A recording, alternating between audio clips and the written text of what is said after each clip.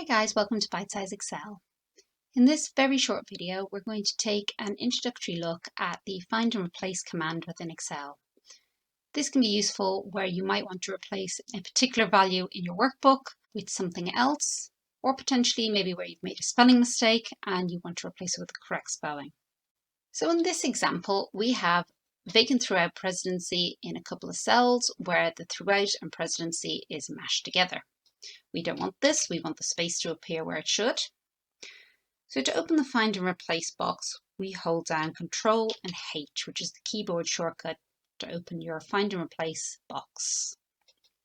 We put in what we want to replace, so that's throughout presidency with no space, and then what we want to replace it with. Now in this instance, we want to replace every instance where it appears in our workbook, so we're going to click Replace All. But just to show you very quickly, you can actually find where these appear within our workbook by clicking the Find Next, and it will show you where they appear. And we can replace them individually by hitting the Replace button. But in this instance, we're going to hit Replace All. And you can see it's made 2 replacements in our workbook.